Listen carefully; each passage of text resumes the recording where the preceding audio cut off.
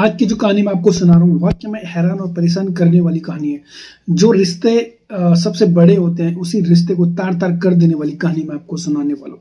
उत्तर प्रदेश का एक जगह पड़ता है बुलंदशहर, वहीं एक गांव पड़ता है जलालपुर।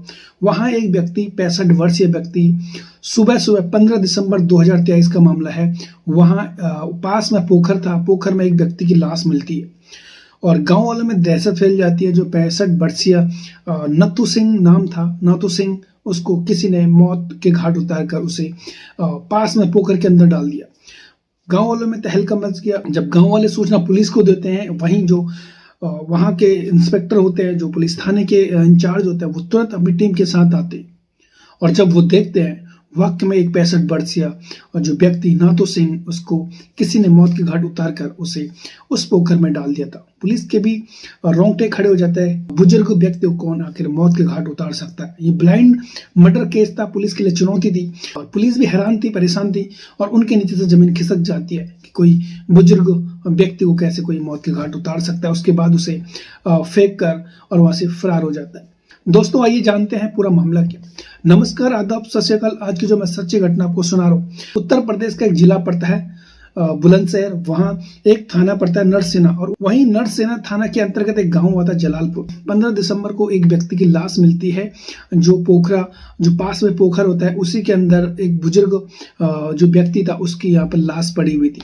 गांव वाले परेशान थे। पुलिस को सूचना दी जाती है, गांव वालों की तरफ से पुलिस तुरंत आती है और वहां के जो उस समय सीओ थे भास्कर मिश्रा तुरंत आते हैं स्पॉट्स पर। और जब वो देखते हैं एक व्यक्ति की लाश मिली है जो करीब 60-65 के करीब होगी। अब पुलिस वालों के लिए ये चुनौती था, किसने इसे मौत के घाट उतार के और पास में ही पोखर में डाल दिया। जब पुलिस अपनी जांच पड़ताल शुरू करी तब पता चला वो पास में ही गांव नाथू सिंह जो 60-65 साल का था। और जब यहाँ पर शिनाख्त हो चुकी थी, जो परिवार वाले थे उन्होंने उसे पहचान लिया था। अब यहाँ पर पुलिस के लिए ये चुनौती थी कि आखिर व्यक्ति था, इसको बुजुर्ग व्यक्ति को किसने आखिर मौत के घाट उतारा। पुलिस को जब कुछ समझ नहीं आया, पुलिस ने गांव के जितने भी सीसीटीवी थे खंगालना शुरू किया। जब पुलिस ने पूरा सीसीटीवी खंगाले तो 14 दिसंबर की रात जो नाथू सिंह था वो अपनी बहू के साथ कहीं दिखाई, यानी कहीं जाता हुआ दिखाई नजर आता है। शक के आधार पर जो उसकी छोटी बहू होती है, यानी जो उसकी बहू है, उसे अपने हिरासत में लेती है। और जब उससे पूछताछ होती है, पहले तो इधर उधर की बातें यानी पुलिस को भटका रही थी, लेकिन जब पुलिस अपनी कड़ी वहां पर उससे पूछताछ करती है, उसके बाद वो टूट जाती है। उसके बाद तोते की तरह ऐसी कहानी सुनाती है। वाकई में जब पुलिस ने कहानी पूरी सुनी, उनके नीचे से भी जमीन खिसक जाते। उन्हें भी ये विश्वास नहीं होता कि एक बहू अपने बुजुर्ग जो ससुर था उसके साथ ऐसे कैसे कर सकता है। उनके भी यहाँ पर वाकई में वो सन रह गए जब ये कहानी उसकी बहू ने उन्हें सुनाया। कहानी ये थी, जो बुजुर्ग व्यक्ति था नाथू सिंह, उसके 2 बच्चे थे और जिसमें से एक छोटा लड़का था और जो छोटा लड़का था वो फेरी का काम करता। उसकी छोटी बहू जो थी वो घर पर थी। नाथू सिंह को एक दिन अचानक ये पता चलता है जो उसकी बहू है वो किसी मर्द के साथ, यानी किसी गैर मर्द के साथ वो शारीरिक संबंध बना रही है। जब नाथू सिंह को ये पता चला, जब उसने अपनी आंखों से देखा जो उसकी बहू है वो नग्न अवस्था में कमरे में छुप छुप कर दोनों यहाँ पर अपने शारीरिक संबंध यानी प्यास बुझा रहे हैं, उसके नीचे से भी जमीन खिसक जाती है। नाथू सिंह को ये विश्वास नहीं हो रहा था जो उसकी छोटी बहू है वो किसी जान मोहम्मद के साथ अपने शारीरिक संबंध यानी अपनी प्यास बुझा रही है। विश्वास नहीं होता। अक्सर वो ऐसा ही करा। एक दिन उसने कुछ नहीं बोला, लेकिन जब अक्सर वो ऐसे ही देखता, जो उसकी बहू है, जो जान मोहम्मद है, वो अक्सर ऐसे ही घर पर मिलकर और ऐसे ही अपना शारीरिक संबंध, अपनी प्यास बुझा रहे थे। बहुत दिन हो गए। एक दिन जो नाथू सिंह था, नाथू सिंह ने अपनी बहू को डांटा कि ये गलत है। अगर ये बात कहीं किसी को पता चलेगी, गांव वालों को पता चलेगी, तो वो क्या, हमारा क्या मुंह रह जाएगा, हमारा मुंह दिखाने लायक नहीं रहेगा। जो बहू थी उसने बिल्कुल भी नहीं सुनी और उसके बाद टोकने रोकने के बाद जब उसका ससुर ने उसे टोका तब भी वो उससे मिलती। और जब ससुर या फिर कोई घर पर नहीं होता, जो पति था वो फेरी का काम करता था तो कभी कभी घर आता था, जिसके चलते जो ससुर था वो भी जब काम पर होता तो वो अक्सर जान मोहम्मद उसके घर आता। इन दोनों के बीच रोकने टोकने के बाद भी अनेक बार शारीरिक संबंध बने जा रहे थे। इसी बीच जब इन दोनों के बीच में बहू और जो जान मोहम्मद था, इनके बीच में जब रोड़ा ससुर बन रहा था, तो एक दिन इन दोनों ने, बहू ने और जो उसका आशिक था, उसने मिलकर एक ऐसा खौफनाक प्लान को अंजाम दिया। इन्होंने एक ऐसा प्लान बनाया कि कैसे ससुर को रास्ते से हटाना है।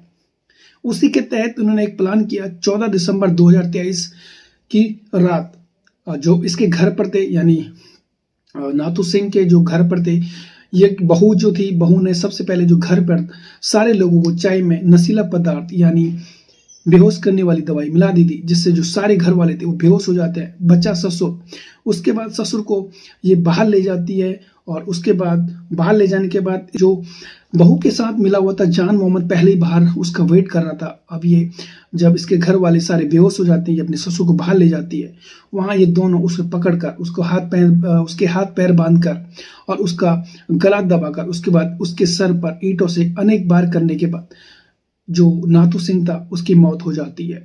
अब इन्हें डर लगने लग गया कि नाथू सिंह मर चुका है, अभी लाश को ठिकाने कहाँ लगाए।